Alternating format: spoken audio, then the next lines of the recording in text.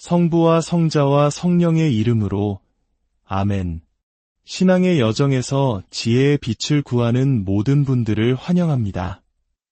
이 채널을 통해 하느님의 말씀을 나누는 이 시간이 여러분의 삶에 작은 빛과 위로가 되기를 기도합니다. 주님의 은총이 이 영상을 좋아요로 응원해 주시고 구독을 통해 저희와 함께 이 신앙의 길을 걷는 모든 분들께 가득 내리시기를 바랍니다. 잠시 후 시작될 이야기에 마음을 열어주시길 청하며 여러분과 여러분의 가정에 주님의 평화가 함께하기를 빕니다. 오늘 우리는 가톨릭 교회의 역사 속에서 천사 박사라 불리는 위대한 성인 토마스 아퀴나스 성인의 삶과 신비를 함께 탐험하고자 합니다. 형제자매 여러분, 저는 여러분이 이 신비에 대해 무지하기를 원치 않습니다.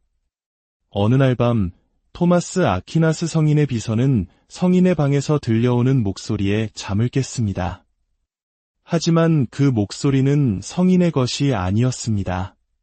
잠시 후 성인이 방에서 나와 비서에게 이사야서 주석의 미완성된 부분을 마저 받아 적으라고 지시했습니다. 비서는 아무도 성인의 방을 드나들지 않았는데도 방 안에는 아무도 없다는 사실을 알아차리고는 의아하게 생각했습니다. 주석 작업이 끝난 후 비서는 용기를 내어 성인에게 물었습니다. 성인님, 방 안에 누가 계셨습니까? 그러자 토마스 성인은 눈물을 흘리며 말했습니다. 내가 죽기 전까지는 아무에게도 말하지 않겠다고 약속하게. 성 베드로와 성 바오로 사도께서 나타나시어 그 구절의 뜻을 설명해 주셨네. 이 일화는 토마스 아퀴나스 성인의 저술이 우리가 읽는 다른 저자들의 글과는 차원이 다름을 보여주는 하나의 표징입니다. 그의 이사야서 주석은 천상에서 하느님을 직접 뵙는 지복직관을 누리는 이들로부터 그 지혜의 원천을 받은 것입니다. 성인의 삶은 이처럼 신비로운 체험으로 가득했습니다.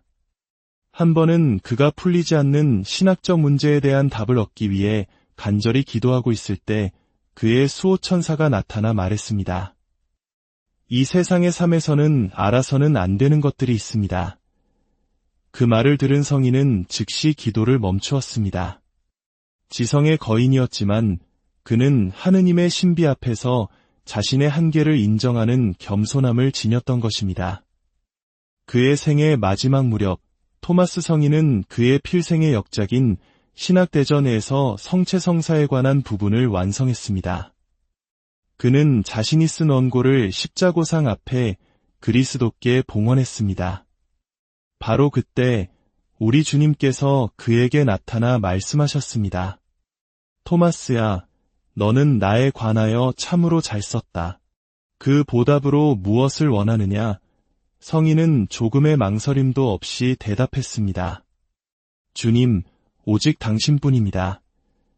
이 환시 동안 토마스 성인에게는 어떤 심오한 변화가 일어났고 그는 그 즉시 신학대전의 집필을 중단했습니다.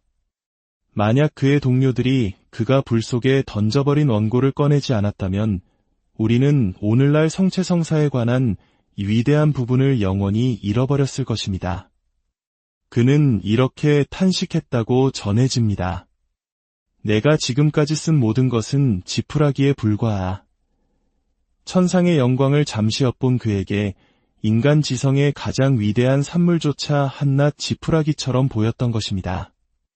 이 환시 직후 그는 공의회에 참석하러 가던 길에 선종했습니다. 토마스 성인의 삶은 처음부터 신비로웠지만 나이가 들어감에 따라 그의 저술 속에서도 그 신비는 더욱 깊어졌습니다. 그의 글은 언제나 체계적이었지만 후기로 갈수록 논증과 지성적 설명보다는 이것이 진리이다 라고 선포하는 교의적 형태를 띠게 됩니다. 이는 그의 삶이 하느님과의 신비로운 일치 속으로 점점 더 깊이 들어가고 있었음을 보여주는 증거입니다. 성인은 살아생전에도 많은 기적을 행했습니다. 그는 성녀 아네스의 유물로 자신의 병든 비서를 치유했으며 그 외에도 수많은 기적이 있었습니다. 그의 사후에는 더 놀라운 일들이 일어났습니다. 그가 묻힌 포사노바에서는 한 남자의 오그라든 팔이 치유되었습니다. 그의 시신은 달콤한 향기를 풍겼으며 선종한 지 14년이 지났을 때에도 시신은 전혀 썩지 않은 상태로 발견되었습니다. 그는 또한 자신의 성덕을 의심했던 한 남자의 마비된 팔을 고쳐주었고 그의 무덤에 초를 봉헌하겠다고 서원한 마비된 여인을 치유했습니다. 그의 시성 절차가 시작되면서 그가 행한 기적들의 목록은 끝없이 이어졌습니다. 젊은 시절 그의 귀족 가문은 그가 결혼하여 가문을 잇거나 최소한 더 고귀한 성직을 맡기를 원했습니다. 하지만 그는 가난과 순명을 서약하는 도미니코의 수도자가 되기를 갈망했습니다. 가족들은 그를 성에 가두고 그의 결심을 꺾기 위해 평판이 좋지 않은 여인을 방으로 들여보냈습니다.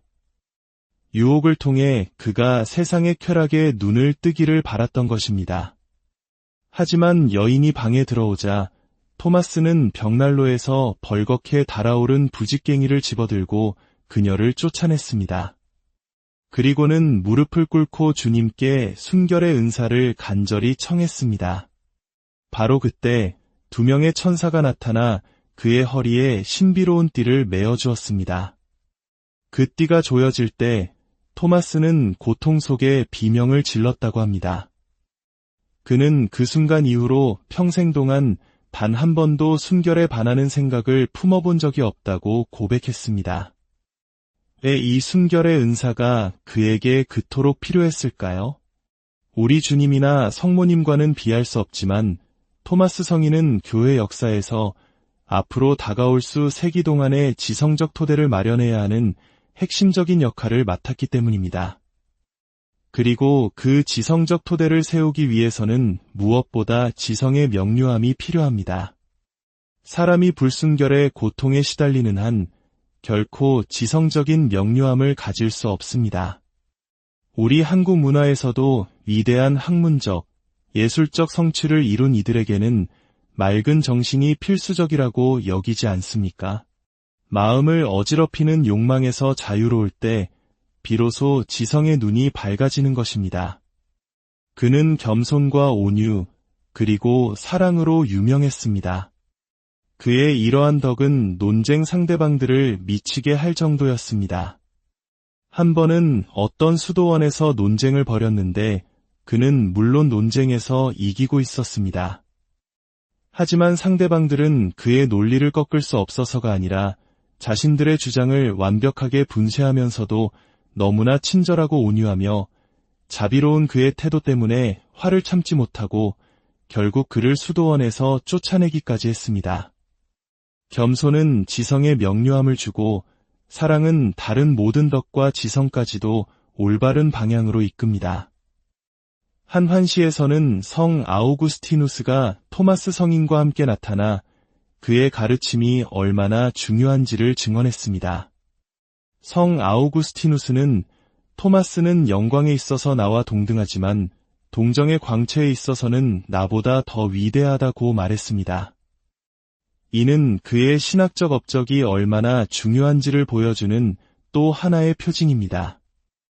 지난 150년간 역대 교황님들은 지식과 지혜 안에서 성장하고 오류를 피하기 위한 방법으로 끊임없이 토마스 성인을 따를 것을 권고해 오셨습니다. 레오 13세 교황님께서는 해칙 영원하신 성부에서 이렇게 말씀하셨습니다. 스콜라 학자들 가운데 으뜸이자 스승은 단연 토마스 아퀴나스이다. 그는 고대 교부들을 가장 존경했기에 흩어진 지체들을 한 몸으로 모으듯 그들의 모든 지성을 물려받아 경이로운 질서로 배열하고 중요한 것을 더하여 풍요롭게 만들었다. 그리하여 그는 마땅히 가톨릭 신앙의 특별한 보루이자 영광으로 존경받는다. 또한 교황님은 말씀하십니다. 천사 박사는 사물의 원리와 근원에 대한 철학적 탐구를 밀고 나갔다. 그의 원리들은 너무나 포괄적이어서 그 품 안에 무한한 진리의 씨앗을 품고 있다가 훗날의 대가들에 의해 풍성한 수확으로 펼쳐질 것이었다.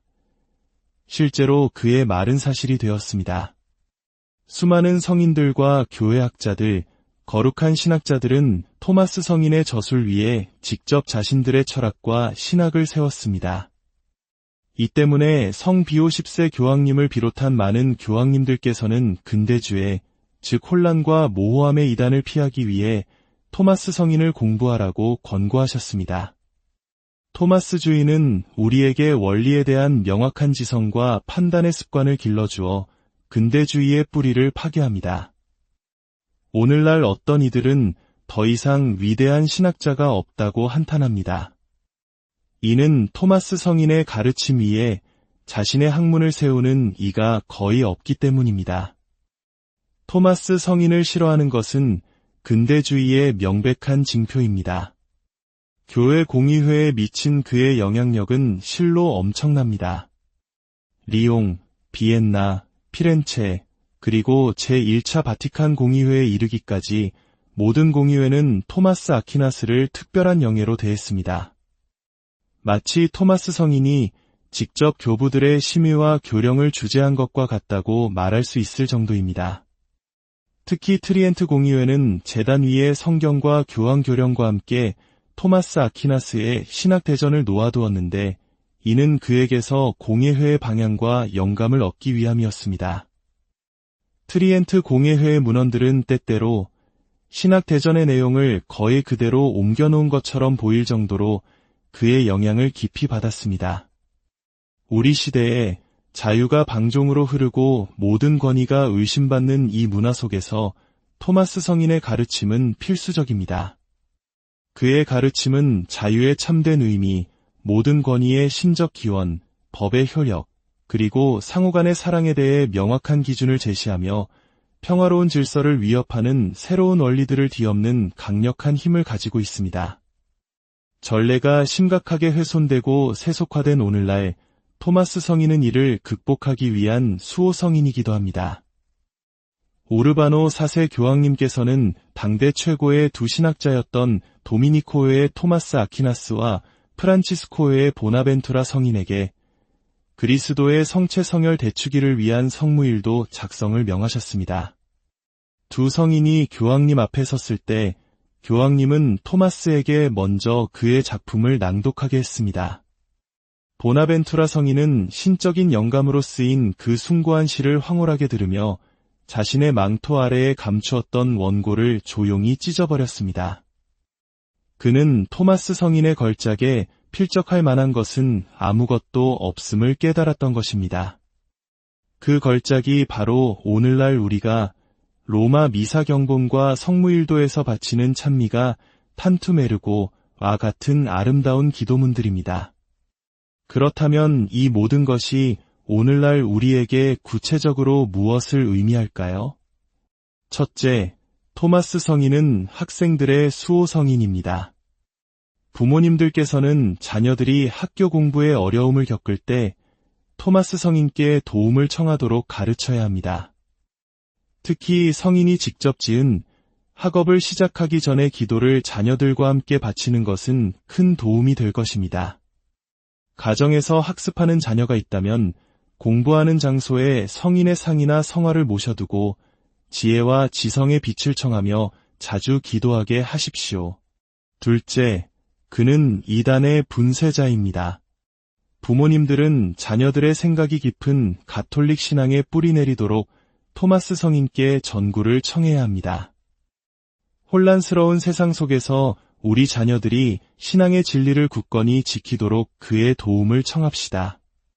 토마스 아퀴나스 성인의 삶은 우리에게 깊은 신앙과 헌신, 그리고 하느님의 신비 앞에 겸손히 무릎 꿇는 지성의 자세를 가르쳐줍니다. 그의 전구를 통해 우리 모두가 흔들리지 않는 믿음과 맑은 지성, 그리고 뜨거운 사랑의 덕을 키워나갈 수 있기를 기도합니다. 성부와 성자와 성령의 이름으로, 성부와 성자와 성령의 이름으로, 아멘. 신앙의 여정에서 지혜의 빛을 구하는 모든 분들을 환영합니다. 이 채널을 통해 하느님의 말씀을 나누는 이 시간이 여러분의 삶에 작은 빛과 위로가 되기를 기도합니다. 주님의 은총이 이 영상을 좋아요로 응원해 주시고 구독을 통해 저희와 함께 이 신앙의 길을 걷는 모든 분들께 가득 내리시기를 바랍니다. 잠시 후 시작될 이야기에 마음을 열어주시길 청하며 여러분과 여러분의 가정에 주님의 평화가 함께하기를 빕니다. 오늘 우리는 가톨릭 교회의 역사 속에서 천사 박사라 불리는 위대한 성인 토마스 아퀴나스 성인의 삶과 신비를 함께 탐험하고자 합니다. 형제자매 여러분, 저는 여러분이 이 신비에 대해 무지하기를 원치 않습니다. 어느 날 밤 토마스 아퀴나스 성인의 비서는 성인의 방에서 들려오는 목소리에 잠을 깼습니다. 하지만 그 목소리는 성인의 것이 아니었습니다. 잠시 후 성인이 방에서 나와 비서에게 이사야서 주석의 미완성된 부분을 마저 받아 적으라고 지시했습니다. 비서는 아무도 성인의 방을 드나들지 않았는데도 방 안에는 아무도 없다는 사실을 알아차리고는 의아하게 생각했습니다. 주석 작업이 끝난 후 비서는 용기를 내어 성인에게 물었습니다. 성인님, 방 안에 누가 계셨습니까? 그러자 토마스 성인은 눈물을 흘리며 말했습니다. 내가 죽기 전까지는 아무에게도 말하지 않겠다고 약속하게.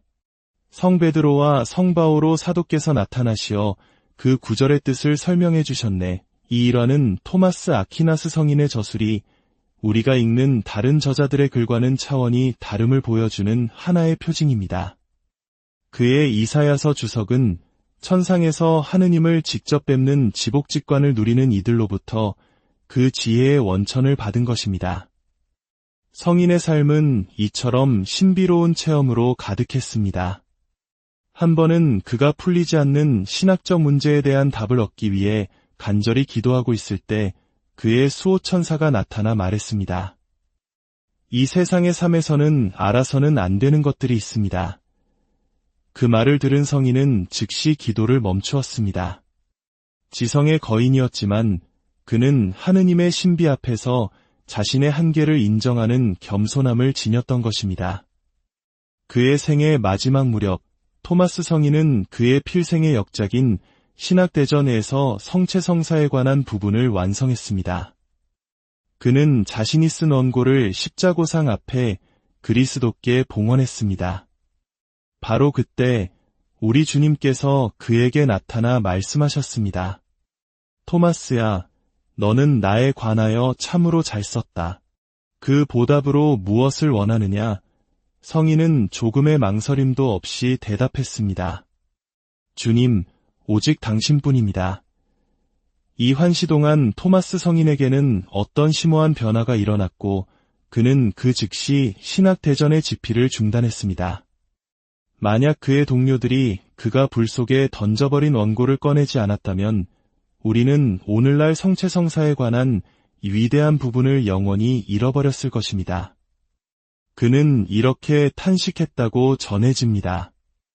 내가 지금까지 쓴 모든 것은 지푸라기에 불과하. 천상의 영광을 잠시 엿본 그에게 인간 지성의 가장 위대한 산물조차 한낱 지푸라기처럼 보였던 것입니다. 이 환시 직후 그는 공의회에 참석하러 가던 길에 선종했습니다. 토마스 성인의 삶은 처음부터 신비로웠지만 나이가 들어감에 따라 그의 저술 속에서도 그 신비는 더욱 깊어졌습니다. 그의 글은 언제나 체계적이었지만 후기로 갈수록 논증과 지성적 설명보다는 이것이 진리이다 라고 선포하는 교의적 형태를 띠게 됩니다. 이는 그의 삶이 하느님과의 신비로운 일치 속으로 점점 더 깊이 들어가고 있었음을 보여주는 증거입니다. 성인은 살아생전에도 많은 기적을 행했습니다. 그는 성녀 아네스의 유물로 자신의 병든 비서를 치유했으며 그 외에도 수많은 기적이 있었습니다. 그의 사후에는 더 놀라운 일들이 일어났습니다. 그가 묻힌 포사노바에서는 한 남자의 오그라든 팔이 치유되었습니다. 그의 시신은 달콤한 향기를 풍겼으며 선종한 지 14년이 지났을 때에도 시신은 전혀 썩지 않은 상태로 발견되었습니다. 그는 또한 자신의 성덕을 의심했던 한 남자의 마비된 팔을 고쳐주었고 그의 무덤에 초를 봉헌하겠다고 서원한 마비된 여인을 치유했습니다. 그의 시성 절차가 시작되면서 그가 행한 기적들의 목록은 끝없이 이어졌습니다. 젊은 시절 그의 귀족 가문은 그가 결혼하여 가문을 잇거나 최소한 더 고귀한 성직을 맡기를 원했습니다. 하지만 그는 가난과 순명을 서약하는 도미니코의 수도자가 되기를 갈망했습니다. 가족들은 그를 성에 가두고 그의 결심을 꺾기 위해 평판이 좋지 않은 여인을 방으로 들여보냈습니다. 유혹을 통해 그가 세상의 쾌락에 눈을 뜨기를 바랐던 것입니다. 하지만 여인이 방에 들어오자 토마스는 벽난로에서 벌겋게 달아오른 부직갱이를 집어들고 그녀를 쫓아냈습니다. 그리고는 무릎을 꿇고 주님께 순결의 은사를 간절히 청했습니다. 바로 그때 2명의 천사가 나타나 그의 허리에 신비로운 띠를 메어주었습니다. 그 띠가 조여질 때 토마스는 고통 속에 비명을 질렀다고 합니다. 그는 그 순간 이후로 평생 동안 단 한 번도 순결에 반하는 생각을 품어본 적이 없다고 고백했습니다. 왜 이 순결의 은사가 그에게 그토록 필요했을까요? 우리 주님이나 성모님과는 비할 수 없지만 토마스 성인은 교회 역사에서 앞으로 다가올 수 세기 동안의 지성적 토대를 마련해야 하는 핵심적인 역할을 맡았기 때문입니다. 그리고 그 지성적 토대를 세우기 위해서는 무엇보다 지성의 명료함이 필요합니다. 사람이 불순결의 고통에 시달리는 한 결코 지성적인 명료함을 가질 수 없습니다.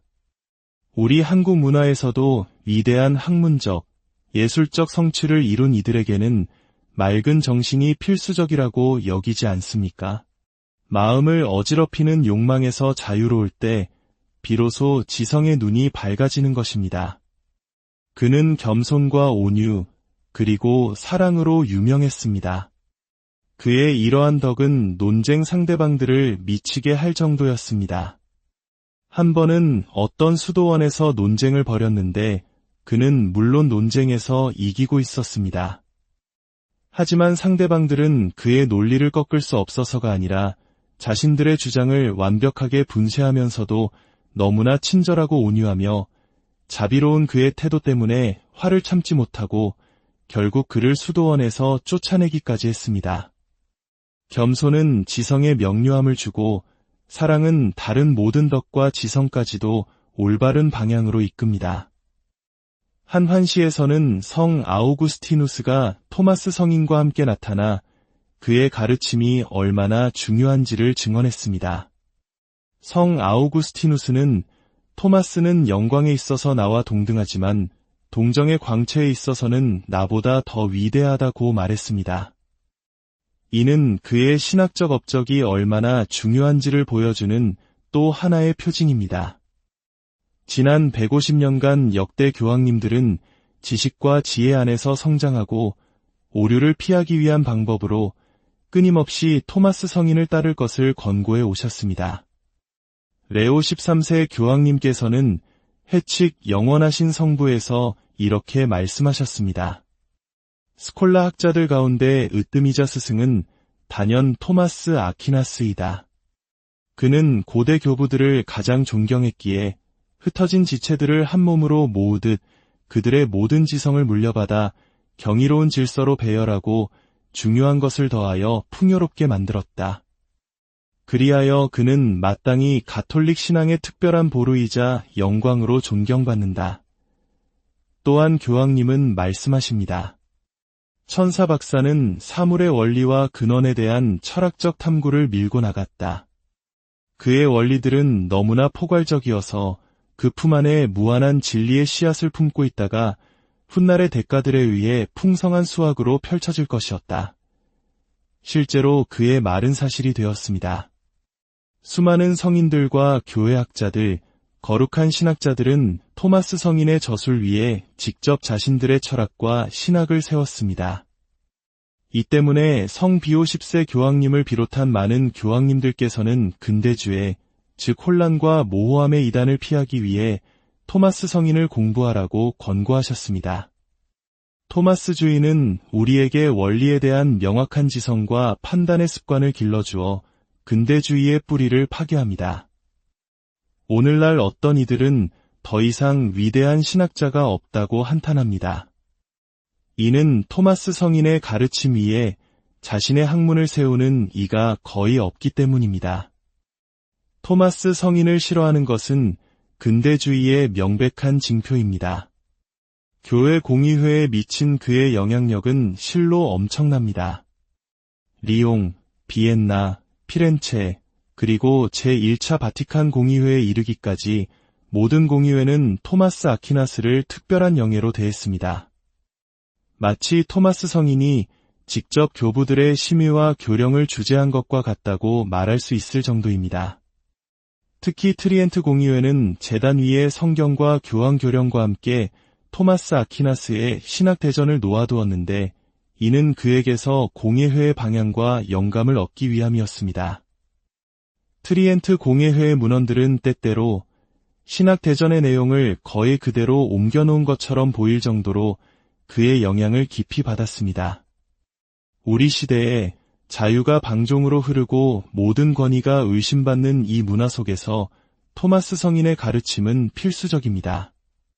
그의 가르침은 자유의 참된 의미, 모든 권위의 신적 기원, 법의 효력, 그리고 상호간의 사랑에 대해 명확한 기준을 제시하며 평화로운 질서를 위협하는 새로운 원리들을 뒤엎는 강력한 힘을 가지고 있습니다. 전례가 심각하게 훼손되고 세속화된 오늘날 토마스 성인은 이를 극복하기 위한 수호 성인이기도 합니다. 오르바노 4세 교황님께서는 당대 최고의 두 신학자였던 도미니코의 토마스 아퀴나스와 프란치스코의 보나벤투라 성인에게 그리스도의 성체 성혈 대축일을 위한 성무일도 작성을 명하셨습니다. 두 성인이 교황님 앞에 섰을 때 교황님은 토마스에게 먼저 그의 작품을 낭독하게 했습니다. 보나벤투라 성인은 신적인 영감으로 쓰인 그 숭고한 시를 황홀하게 들으며 자신의 망토 아래에 감추었던 원고를 조용히 찢어버렸습니다. 그는 토마스 성인의 걸작에 필적할 만한 것은 아무것도 없음을 깨달았던 것입니다. 그 걸작이 바로 오늘날 우리가 로마 미사 경본과 성무일도에서 바치는 찬미가 탄투메르고와 같은 아름다운 기도문들입니다.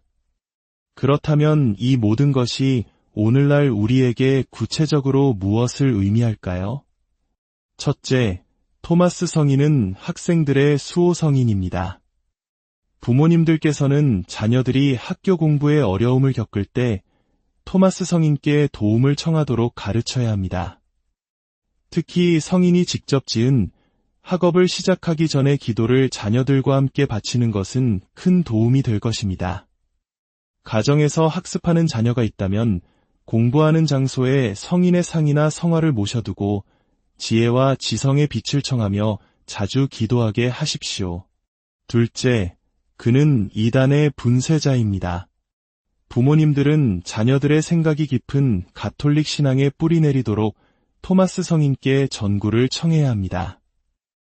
혼란스러운 세상 속에서 우리 자녀들이 신앙의 진리를 굳건히 지키도록 그의 도움을 청합시다.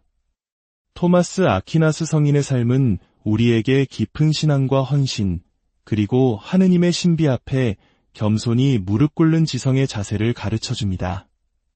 그의 전구를 통해 우리 모두가 흔들리지 않는 믿음과 맑은 지성, 그리고 뜨거운 사랑의 덕을 키워나갈 수 있기를 기도합니다. 성부와 성자와 성령의 이름으로, 성부와 성자와 성령의 이름으로, 아멘. 신앙의 여정에서 지혜의 빛을 구하는 모든 분들을 환영합니다. 이 채널을 통해 하느님의 말씀을 나누는 이 시간이 여러분의 삶에 작은 빛과 위로가 되기를 기도합니다. 주님의 은총이 이 영상을 좋아요로 응원해 주시고 구독을 통해 저희와 함께 이 신앙의 길을 걷는 모든 분들께 가득 내리시기를 바랍니다. 잠시 후 시작될 이야기에 마음을 열어주시길 청하며 여러분과 여러분의 가정에 주님의 평화가 함께하기를 빕니다. 오늘 우리는 가톨릭 교회의 역사 속에서 천사 박사라 불리는 위대한 성인 토마스 아퀴나스 성인의 삶과 신비를 함께 탐험하고자 합니다.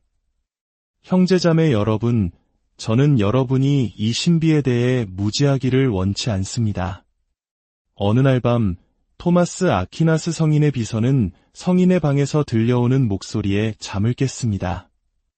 하지만 그 목소리는 성인의 것이 아니었습니다. 잠시 후 성인이 방에서 나와 비서에게 이사야서 주석의 미완성된 부분을 마저 받아 적으라고 지시했습니다. 비서는 아무도 성인의 방을 드나들지 않았는데도 방 안에는 아무도 없다는 사실을 알아차리고는 의아하게 생각했습니다. 주석 작업이 끝난 후 비서는 용기를 내어 성인에게 물었습니다. 성인님, 방 안에 누가 계셨습니까? 그러자 토마스 성인은 눈물을 흘리며 말했습니다. 내가 죽기 전까지는 아무에게도 말하지 않겠다고 약속하게. 성 베드로와 성 바오로 사도께서 나타나시어 그 구절의 뜻을 설명해 주셨네. 이 일화는 토마스 아퀴나스 성인의 저술이 우리가 읽는 다른 저자들의 글과는 차원이 다름을 보여주는 하나의 표징입니다. 그의 이사야서 주석은 천상에서 하느님을 직접 뵙는 지복직관을 누리는 이들로부터 그 지혜의 원천을 받은 것입니다. 성인의 삶은 이처럼 신비로운 체험으로 가득했습니다. 한 번은 그가 풀리지 않는 신학적 문제에 대한 답을 얻기 위해 간절히 기도하고 있을 때 그의 수호천사가 나타나 말했습니다. 이 세상의 삶에서는 알아서는 안 되는 것들이 있습니다. 그 말을 들은 성인은 즉시 기도를 멈추었습니다. 지성의 거인이었지만 그는 하느님의 신비 앞에서 자신의 한계를 인정하는 겸손함을 지녔던 것입니다. 그의 생애 마지막 무렵 토마스 성인은 그의 필생의 역작인 신학대전에서 성체성사에 관한 부분을 완성했습니다. 그는 자신이 쓴 원고를 십자고상 앞에 그리스도께 봉헌했습니다. 바로 그때 우리 주님께서 그에게 나타나 말씀하셨습니다. 토마스야, 너는 나에 관하여 참으로 잘 썼다. 그 보답으로 무엇을 원하느냐? 성인은 조금의 망설임도 없이 대답했습니다. 주님, 오직 당신뿐입니다. 이 환시 동안 토마스 성인에게는 어떤 심오한 변화가 일어났고 그는 그 즉시 신학대전의 집필을 중단했습니다. 만약 그의 동료들이 그가 불 속에 던져버린 원고를 꺼내지 않았다면 우리는 오늘날 성체성사에 관한 이 위대한 부분을 영원히 잃어버렸을 것입니다. 그는 이렇게 탄식했다고 전해집니다. 내가 지금까지 쓴 모든 것은 지푸라기에 불과하. 천상의 영광을 잠시 엿본 그에게 인간 지성의 가장 위대한 산물조차 한낱 지푸라기처럼 보였던 것입니다. 이 환시 직후 그는 공의회에 참석하러 가던 길에 선종했습니다. 토마스 성인의 삶은 처음부터 신비로웠지만 나이가 들어감에 따라 그의 저술 속에서도 그 신비는 더욱 깊어졌습니다. 그의 글은 언제나 체계적이었지만 후기로 갈수록 논증과 지성적 설명보다는 이것이 진리이다 라고 선포하는 교의적 형태를 띠게 됩니다. 이는 그의 삶이 하느님과의 신비로운 일치 속으로 점점 더 깊이 들어가고 있었음을 보여주는 증거입니다. 성인은 살아생전에도 많은 기적을 행했습니다. 그는 성녀 아네스의 유물로 자신의 병든 비서를 치유했으며 그 외에도 수많은 기적이 있었습니다. 그의 사후에는 더 놀라운 일들이 일어났습니다. 그가 묻힌 포사노바에서는 한 남자의 오그라든 팔이 치유되었습니다. 그의 시신은 달콤한 향기를 풍겼으며 선종한 지 14년이 지났을 때에도 시신은 전혀 썩지 않은 상태로 발견되었습니다. 그는 또한 자신의 성덕을 의심했던 한 남자의 마비된 팔을 고쳐주었고 그의 무덤에 초를 봉헌하겠다고 서원한 마비된 여인을 치유했습니다. 그의 시성 절차가 시작되면서 그가 행한 기적들의 목록은 끝없이 이어졌습니다. 젊은 시절 그의 귀족 가문은 그가 결혼하여 가문을 잇거나 최소한 더 고귀한 성직을 맡기를 원했습니다. 하지만 그는 가난과 순명을 서약하는 도미니코의 수도자가 되기를 갈망했습니다. 가족들은 그를 성에 가두고 그의 결심을 꺾기 위해 평판이 좋지 않은 여인을 방으로 들여보냈습니다. 유혹을 통해 그가 세상의 쾌락에 눈을 뜨기를 바랐던 것입니다. 하지만 여인이 방에 들어오자 토마스는 벽난로에서 벌겋게 달아오른 부직갱이를 집어들고 그녀를 쫓아냈습니다. 그리고는 무릎을 꿇고 주님께 순결의 은사를 간절히 청했습니다. 바로 그때 2명의 천사가 나타나 그의 허리에 신비로운 띠를 메어주었습니다. 그 띠가 조여질 때 토마스는 고통 속에 비명을 질렀다고 합니다.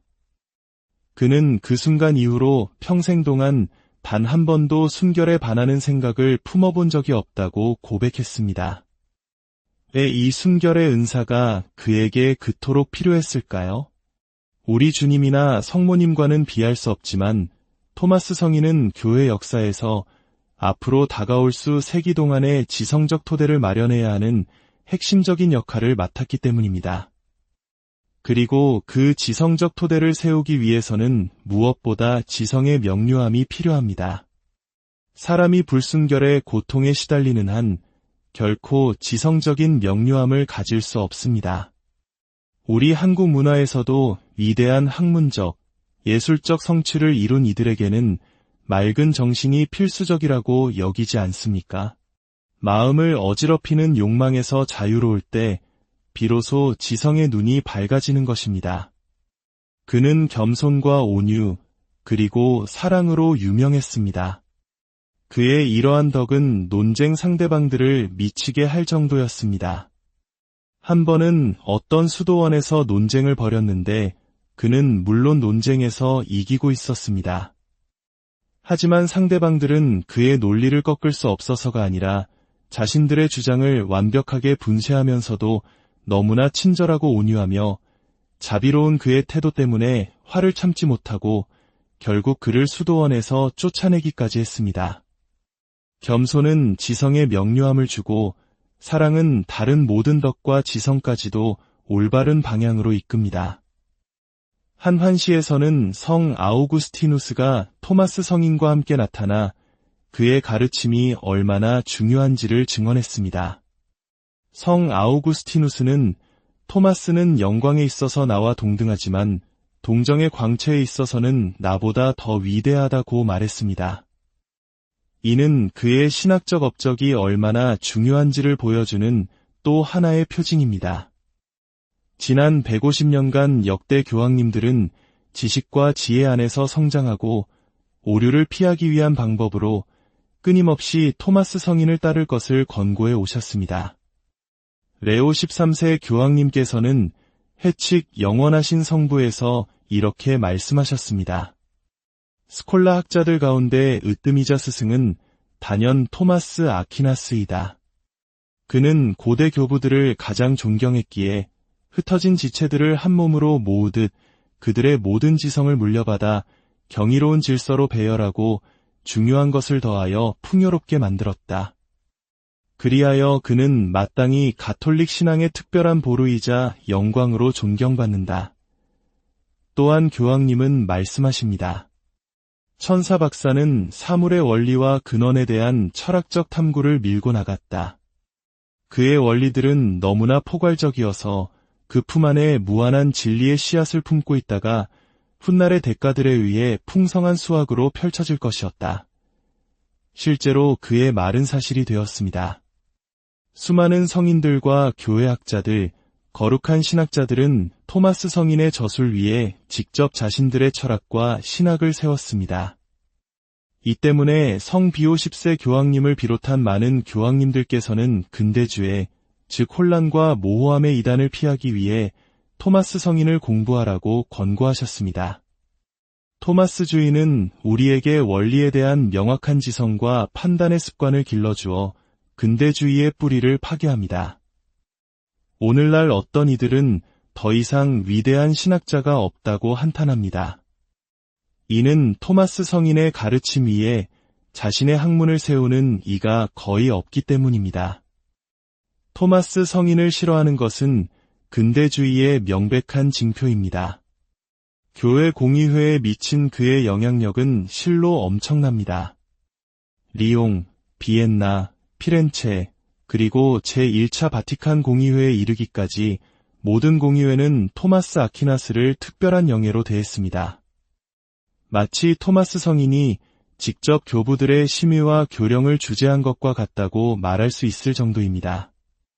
특히 트리엔트 공의회는 제단 위에 성경과 교황 교령과 함께 토마스 아퀴나스의 신학 대전을 놓아두었는데 이는 그에게서 공의회의 방향과 영감을 얻기 위함이었습니다.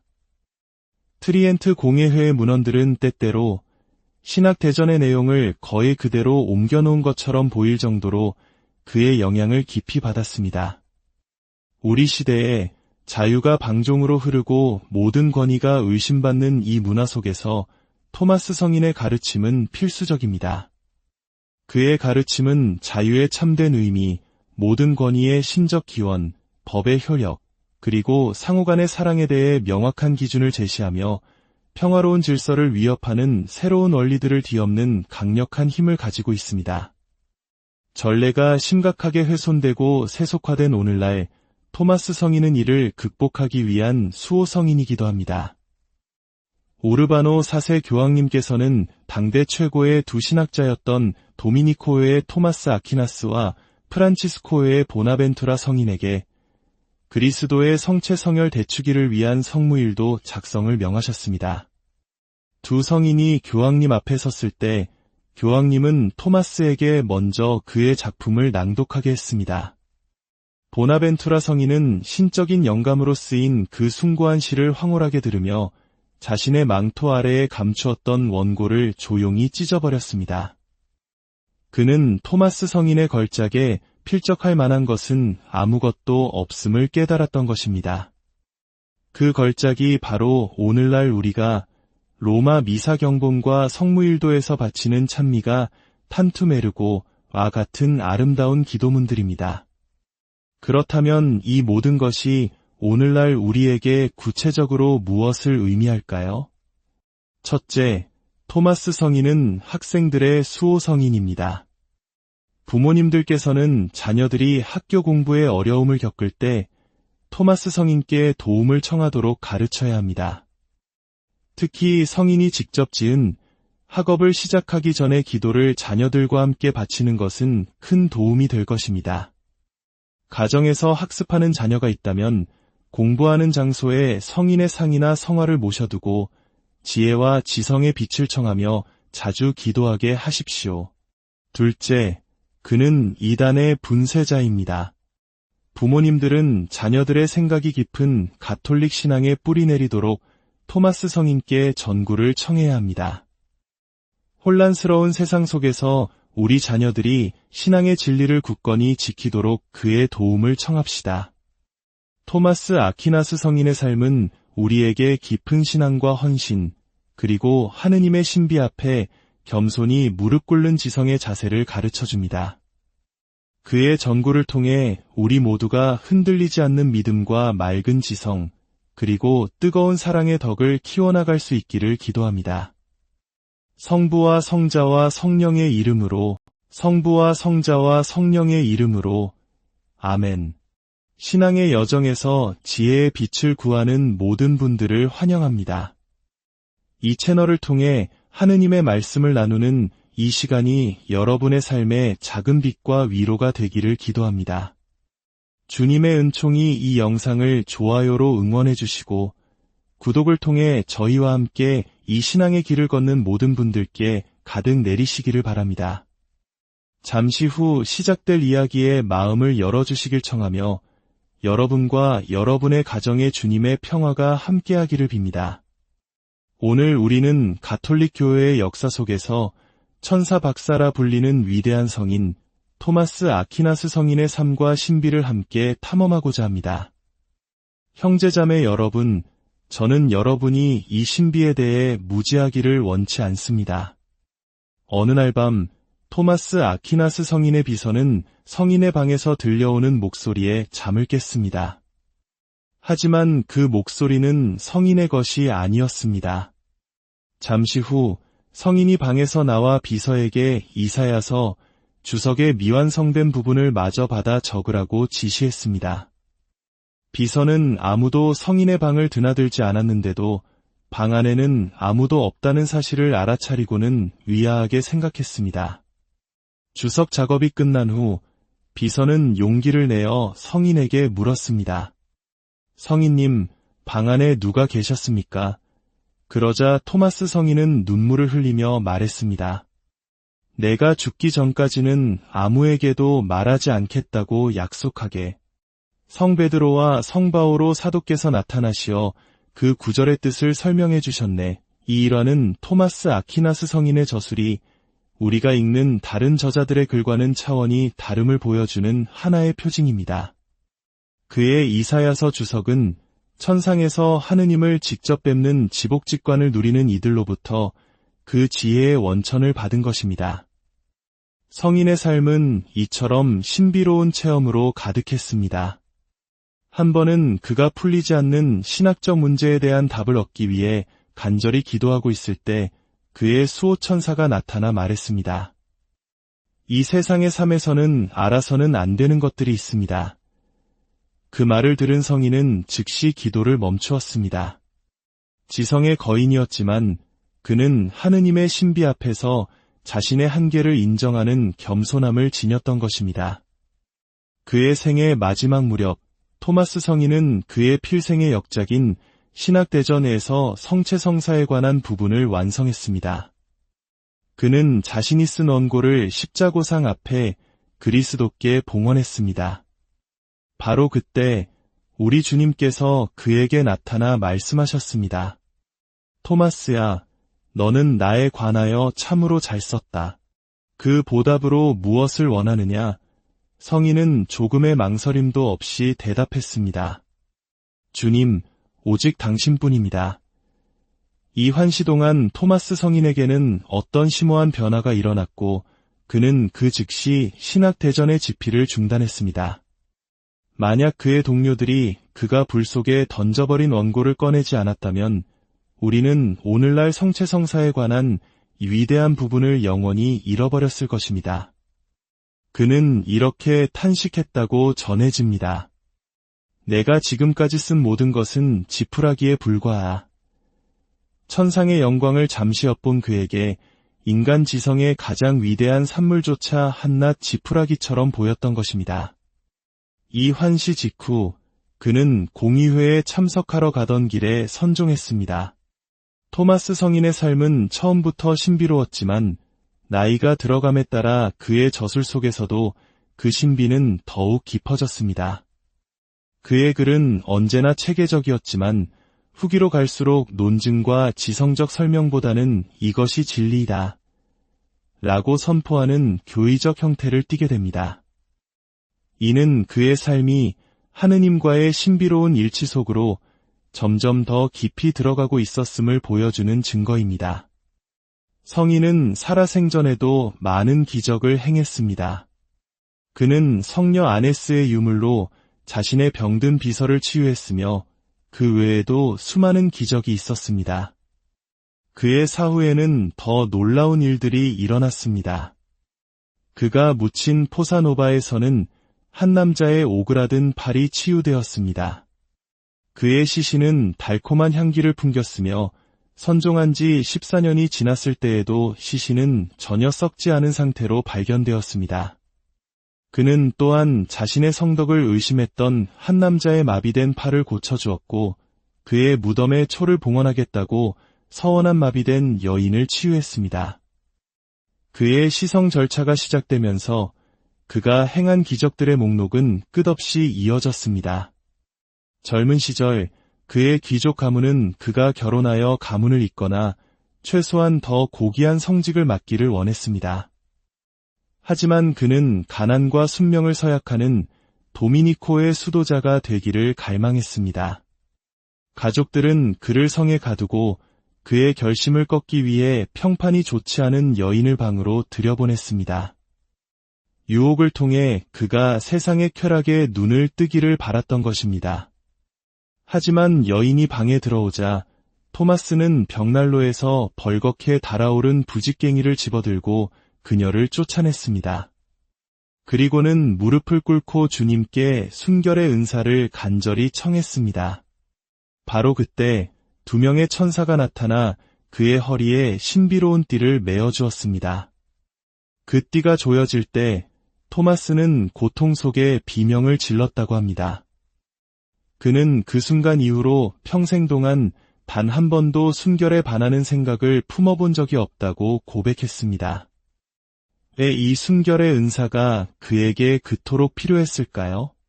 우리 주님이나 성모님과는 비할 수 없지만 토마스 성인은 교회 역사에서 앞으로 다가올 수 세기 동안의 지성적 토대를 마련해야 하는 핵심적인 역할을 맡았기 때문입니다. 그리고 그 지성적 토대를 세우기 위해서는 무엇보다 지성의 명료함이 필요합니다. 사람이 불순결의 고통에 시달리는 한 결코 지성적인 명료함을 가질 수 없습니다. 우리 한국 문화에서도 위대한 학문적, 예술적 성취를 이룬 이들에게는 맑은 정신이 필수적이라고 여기지 않습니까? 마음을 어지럽히는 욕망에서 자유로울 때 비로소 지성의 눈이 밝아지는 것입니다. 그는 겸손과 온유, 그리고 사랑으로 유명했습니다. 그의 이러한 덕은 논쟁 상대방들을 미치게 할 정도였습니다. 한 번은 어떤 수도원에서 논쟁을 벌였는데 그는 물론 논쟁에서 이기고 있었습니다. 하지만 상대방들은 그의 논리를 꺾을 수 없어서가 아니라 자신들의 주장을 완벽하게 분쇄하면서도 너무나 친절하고 온유하며 자비로운 그의 태도 때문에 화를 참지 못하고 결국 그를 수도원에서 쫓아내기까지 했습니다. 겸손은 지성의 명료함을 주고 사랑은 다른 모든 덕과 지성까지도 올바른 방향으로 이끕니다.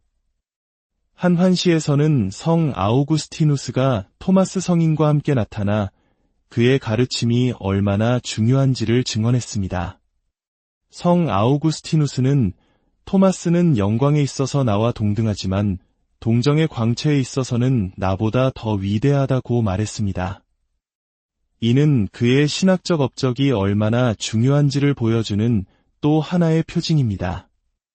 지난 150년간 역대 교황님들은 지식과 지혜 안에서 성장하고 오류를 피하기 위한 방법으로 끊임없이 토마스 성인을 따를 것을 권고해 오셨습니다. 레오 13세 교황님께서는 해칙 영원하신 성부에서 이렇게 말씀하셨습니다. 스콜라 학자들 가운데 으뜸이자 스승은 단연 토마스 아퀴나스이다. 그는 고대 교부들을 가장 존경했기에 흩어진 지체들을 한 몸으로 모으듯 그들의 모든 지성을 물려받아 경이로운 질서로 배열하고 중요한 것을 더하여 풍요롭게 만들었다. 그리하여 그는 마땅히 가톨릭 신앙의 특별한 보루이자 영광으로 존경받는다. 또한 교황님은 말씀하십니다. 천사 박사는 사물의 원리와 근원에 대한 철학적 탐구를 밀고 나갔다. 그의 원리들은 너무나 포괄적이어서 그 품 안에 무한한 진리의 씨앗을 품고 있다가 훗날의 대가들에 의해 풍성한 수확으로 펼쳐질 것이었다. 실제로 그의 말은 사실이 되었습니다. 수많은 성인들과 교회학자들, 거룩한 신학자들은 토마스 성인의 저술 위에 직접 자신들의 철학과 신학을 세웠습니다. 이 때문에 성 비오 10세 교황님을 비롯한 많은 교황님들께서는 근대주의, 즉 혼란과 모호함의 이단을 피하기 위해 토마스 성인을 공부하라고 권고하셨습니다. 토마스주의는 우리에게 원리에 대한 명확한 지성과 판단의 습관을 길러주어 근대주의의 뿌리를 파괴합니다. 오늘날 어떤 이들은 더 이상 위대한 신학자가 없다고 한탄합니다.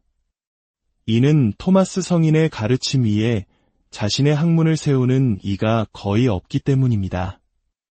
토마스 성인을 싫어하는 것은 근대주의의 명백한 징표입니다.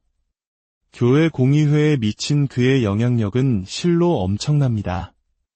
리옹, 비엔나, 피렌체, 그리고 제1차 바티칸 공의회에 이르기까지 모든 공의회는 토마스 아퀴나스를 특별한 영예로 대했습니다. 마치 토마스 성인이 직접 교부들의 심의와 교령을 주재한 것과 같다고 말할 수 있을 정도입니다. 특히 트리엔트 공의회는 제단 위에 성경과 교황 교령과 함께 토마스 아퀴나스의 신학 대전을 놓아두었는데 이는 그에게서 공예회의 방향과 영감을 얻기 위함이었습니다. 트리엔트 공예회의 문헌들은 때때로 신학 대전의 내용을 거의 그대로 옮겨놓은 것처럼 보일 정도로 그의 영향을 깊이 받았습니다. 우리 시대에 자유가 방종으로 흐르고 모든 권위가 의심받는 이 문화 속에서 토마스 성인의 가르침은 필수적입니다. 그의 가르침은 자유의 참된 의미, 모든 권위의 신적 기원, 법의 효력, 그리고 상호간의 사랑에 대해 명확한 기준을 제시하며 평화로운 질서를 위협하는 새로운 원리들을 뒤엎는 강력한 힘을 가지고 있습니다. 전례가 심각하게 훼손되고 세속화된 오늘날 토마스 성인은 이를 극복하기 위한 수호 성인이기도 합니다. 오르바노 4세 교황님께서는 당대 최고의 두 신학자였던 도미니코의 토마스 아퀴나스와 프란치스코의 보나벤투라 성인에게 그리스도의 성체 성혈 대축일을 위한 성무일도 작성을 명하셨습니다. 두 성인이 교황님 앞에 섰을 때 교황님은 토마스에게 먼저 그의 작품을 낭독하게 했습니다. 보나벤투라 성인은 신적인 영감으로 쓰인 그 숭고한 시를 황홀하게 들으며 자신의 망토 아래에 감추었던 원고를 조용히 찢어버렸습니다. 그는 토마스 성인의 걸작에 필적할 만한 것은 아무것도 없음을 깨달았던 것입니다. 그 걸작이 바로 오늘날 우리가 로마 미사 경본과 성무일도에서 바치는 찬미가 탄투메르고와 같은 아름다운 기도문들입니다. 그렇다면 이 모든 것이 오늘날 우리에게 구체적으로 무엇을 의미할까요? 첫째, 토마스 성인은 학생들의 수호 성인입니다. 부모님들께서는 자녀들이 학교 공부에 어려움을 겪을 때 토마스 성인께 도움을 청하도록 가르쳐야 합니다. 특히 성인이 직접 지은 학업을 시작하기 전에 기도를 자녀들과 함께 바치는 것은 큰 도움이 될 것입니다. 가정에서 학습하는 자녀가 있다면 공부하는 장소에 성인의 상이나 성화를 모셔두고 지혜와 지성의 빛을 청하며 자주 기도하게 하십시오. 둘째, 그는 이단의 분쇄자입니다. 부모님들은 자녀들의 생각이 깊은 가톨릭 신앙에 뿌리 내리도록 토마스 성인께 전구를 청해야 합니다. 혼란스러운 세상 속에서 우리 자녀들이 신앙의 진리를 굳건히 지키도록 그의 도움을 청합시다. 토마스 아퀴나스 성인의 삶은 우리에게 깊은 신앙과 헌신, 그리고 하느님의 신비 앞에 겸손히 무릎 꿇는 지성의 자세를 가르쳐줍니다. 그의 전구를 통해 우리 모두가 흔들리지 않는 믿음과 맑은 지성, 그리고 뜨거운 사랑의 덕을 키워나갈 수 있기를 기도합니다. 성부와 성자와 성령의 이름으로, 성부와 성자와 성령의 이름으로, 아멘. 신앙의 여정에서 지혜의 빛을 구하는 모든 분들을 환영합니다. 이 채널을 통해 하느님의 말씀을 나누는 이 시간이 여러분의 삶에 작은 빛과 위로가 되기를 기도합니다. 주님의 은총이 이 영상을 좋아요로 응원해 주시고 구독을 통해 저희와 함께 이 신앙의 길을 걷는 모든 분들께 가득 내리시기를 바랍니다. 잠시 후 시작될 이야기에 마음을 열어주시길 청하며 여러분과 여러분의 가정에 주님의 평화가 함께하기를 빕니다. 오늘 우리는 가톨릭 교회의 역사 속에서 천사 박사라 불리는 위대한 성인 토마스 아퀴나스 성인의 삶과 신비를 함께 탐험하고자 합니다. 형제자매 여러분, 저는 여러분이 이 신비에 대해 무지하기를 원치 않습니다. 어느 날 밤 토마스 아퀴나스 성인의 비서는 성인의 방에서 들려오는 목소리에 잠을 깼습니다. 하지만 그 목소리는 성인의 것이 아니었습니다. 잠시 후 성인이 방에서 나와 비서에게 이사야서 주석의 미완성된 부분을 마저 받아 적으라고 지시했습니다. 비서는 아무도 성인의 방을 드나들지 않았는데도 방 안에는 아무도 없다는 사실을 알아차리고는 의아하게 생각했습니다. 주석 작업이 끝난 후 비서는 용기를 내어 성인에게 물었습니다. 성인님, 방 안에 누가 계셨습니까? 그러자 토마스 성인은 눈물을 흘리며 말했습니다. 내가 죽기 전까지는 아무에게도 말하지 않겠다고 약속